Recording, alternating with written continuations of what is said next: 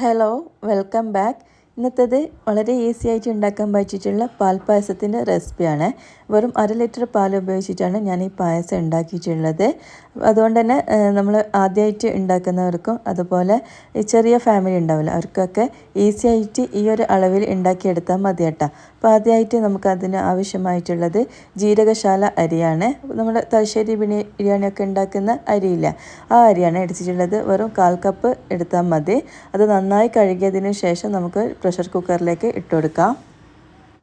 ഈ ജീരകശാല അരിക്ക് പകരമായിട്ട് ഉണക്കൽ അരിയൊക്കെ എടുക്കുന്നത് കാണാറുണ്ട്. അപ്പോൾ നമ്മൾ ഉണ്ടാക്കുമ്പോൾ ജീരകശാല അരി വെച്ചിട്ടാണ് കേട്ടോ പായസം ഉണ്ടാക്കിയെടുക്കാറുള്ളത്. ഇനി അതിലേക്ക് 1.5 ഗ്ലാസ് വെള്ളം ഒഴിച്ചു കൊടുക്കാം.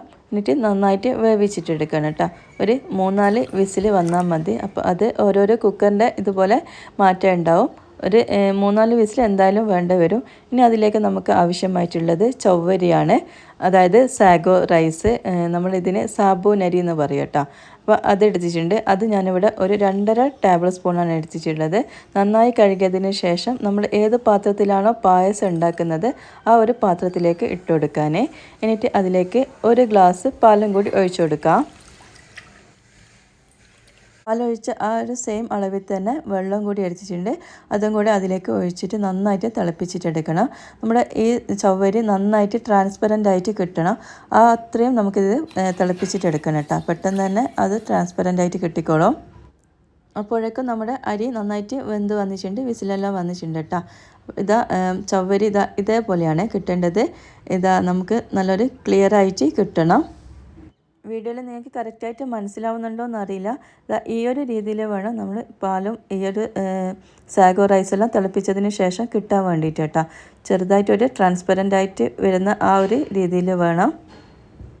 3-4 വിസിൽ വന്നതിന് ശേഷം പ്രഷർ കംപ്ലീറ്റ് പോയിട്ട് ഞാൻ കുക്കർ ഓപ്പൺ ചെയ്തിട്ടുണ്ട് കേട്ടോ. അപ്പോൾ അരിയൊക്കെ നന്നായിട്ട് വെന്ത് വന്നിട്ടുണ്ട്. അധികം അരി കുഴഞ്ഞു പോകാനും പാടില്ല, എന്നാലും ഒട്ടും തന്നെ വേകാതിരിക്കാനും പാടില്ല. നമ്മൾ നെയ്ച്ചോറൊക്കെ വെക്കുന്നതിനേക്കാളും നന്നായിട്ടൊന്ന് വെന്ത് കിട്ടണം കേട്ടോ. വേവിച്ചെടുത്തിട്ടുള്ള അരി നമ്മുടെ പായസം ഉണ്ടാക്കാൻ വെച്ചിട്ടുള്ള ആ ഒരു സാഗോ റൈസില്ലേ അതിലേക്ക് ഇട്ടുകൊടുക്കുന്നുണ്ട്. ഇനി 1/2 ലിറ്റർ പാൽ എടുത്തിട്ട് ബാക്കി പാലില്ലേ, നമ്മൾ കുറച്ച് പാല് സാഗോ റൈസ് വേവിക്കാൻ എടുത്തിട്ടുണ്ട്. ബാക്കിയുള്ള 1.5 കപ്പിനടുത്തോളം പാലുണ്ട്, അതും കൂടി അതിലേക്ക് ഒഴിച്ചു കൊടുക്കുന്നുണ്ട്. പിന്നെ മധുരത്തിന് ആവശ്യമായിട്ടുള്ള പഞ്ചസാരയും കൂടി ഇട്ട് കൊടുക്കാൻ. അപ്പോൾ ഞാനിവിടെ ഫുൾ ഫാറ്റ് മിൽക്കാണ് എടുത്തിട്ടുള്ളത്. അതെടുക്കാൻ തന്നെ ശ്രദ്ധിക്കാൻ, അല്ലെങ്കിൽ നമ്മുടെ പായസം അത്ര അങ്ങ് ടേസ്റ്റ് ഉണ്ടാവില്ല കേട്ടോ, വെള്ളം പോലത്തെ പാലാണെങ്കിൽ. ഇനി നമുക്ക് അതിലേക്ക് കുറച്ച് ഏലക്ക പൊടിയും കൂടി ഇട്ട് കൊടുക്കുക. അപ്പോൾ ഇതൊക്കെ നിങ്ങളുടെ ടേസ്റ്റിനനുസരിച്ചിട്ട് ഇട്ട് കൊടുക്കാൻ കേട്ടോ.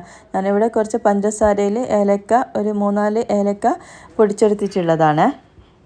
പാൽപ്പായസത്തിന് പ്രത്യേക ടേസ്റ്റ് കിട്ടണമെങ്കിൽ നമുക്ക് ആ ഒരു കണ്ടൻസ്ഡ് മിൽക്കും കൂടി ആഡ് ചെയ്ത് കൊടുക്കണം കേട്ടോ. അപ്പോൾ പഞ്ചസാരയും കണ്ടൻസ്ഡ് മിൽക്കും ബാലൻസ് ചെയ്തിട്ട് വേണം നിങ്ങൾ ഇട്ട് കൊടുക്കാൻ വേണ്ടിയിട്ട്.